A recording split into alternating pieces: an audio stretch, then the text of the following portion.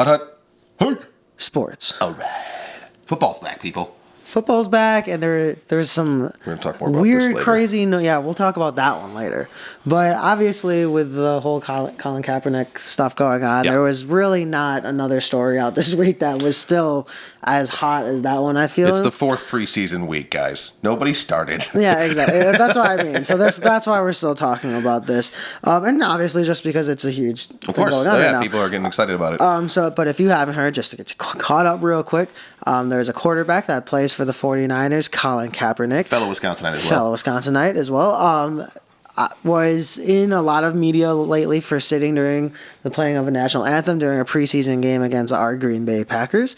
Obviously caught a lot of different attention. You know, people for him, for against it, veterans supporting him, not supporting him. Right. Just all this, back and forth, and even coming from people calling him a nigger to then being compared to by others as a limelight or a kind of a thumbprint now in what's the fight for civil rights still, which is again a debate in itself. But oddly, a lot of people were thinking, how many more people will stand up with him or do this, and there's some rookies around the league. Sit down with him, sit down, and some of the rookies out there said that they were continuing to do that. But there is then a women's soccer team member from the Seattle area, Megan Raponi, decided to take a knee, saying to a reporter that it was specifically a nod to Colin Kaepernick. And she went on later saying to ESPNW, which we'll post later, that she was just kind of sickened of what was going on, and that there obviously was... the whole thing of stay in your place, black man, is just because you have an opinion, you don't need to say it, was just not right to her, and that's kind of why she stood out. Yeah. And then there's a lot of people saying, because he was obviously not the quarterback that he used to be that took them to the Super Bowl. Second string. Yep, and so he was fighting for a roster spot, but a lot of people thought that this would probably be a career ender if he gets cut, but he made the team. But then his jersey sales just this week were announced that they're the top 5, the 5th best-selling jersey on NFL.com. And so a lot of people obviously are supporting that, and even if it's buying because you're burning it, you're still supporting. You're still buying it. So, what do you think again of what's happened, but also with athletes standing out? Do you agree, support that, not support it, and then what has your obviously you don't need names or anything, but your circle of people on social media or friends think of what's going on? I'm calling out everybody. Yeah, I'm using You're names. all getting called out on my podcast now. Using names. You didn't even think this was going to happen. Jeremy Pulaski. Pulaski. I don't know that guy. I'm sorry if that's a real name. Anyways, no, I think, of course, to the first question as far as athletes being able to use this as a podium to stand on for civil rights, take it.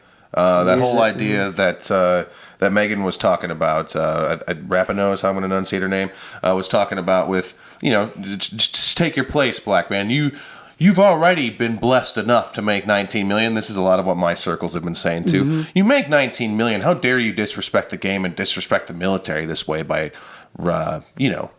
exercising your rights as a free American. So it weirds me out that there's so many people that are saying that kind of stuff, but yet trying to hide it behind that versus just you're a racist or whatever it is.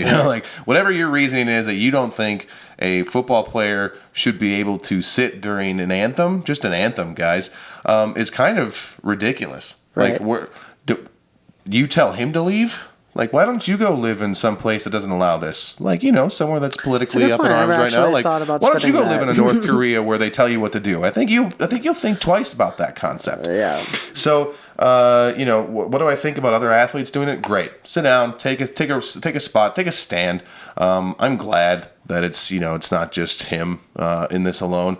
The other thing that my circles have been saying too is, well, what has Colin Kaepernick done to change the aspect of this, right? And really, he hadn't before this point, right? He really hadn't given back to community, anything, charity to that effect. But boom, put your foot in your mouth. Put your foot in your mouth. He's taking his first $1 million and giving it up to charities, people. So again, to have any sort of first off, to any inkling as a standard citizen who is a fan of the sport to say, no, you have to do what I say is kind of like, no, you're just fans, people. Yeah. In the grand scheme of what is life, these are people. These aren't just your pawns. It's not gladiator style, right? So I think it's it's kind of a weird. I don't understand how it turned into a weird, a touchy subject. I also, I don't know if I want to put it on the media, but yeah, there's certain people that create separatism based on this. Our good friend Tommy Lauren, or whatever her name is, right? Ugh. Ugh. Well, we're not going to talk about her. We'll leave her out of this. But yeah, I don't know. Give us your thoughts. Tell us what you think Please. about it. We're It's gonna a hot continue topic. posting. We're gonna continue posting on it because that's what we do. We're current events and we like social media.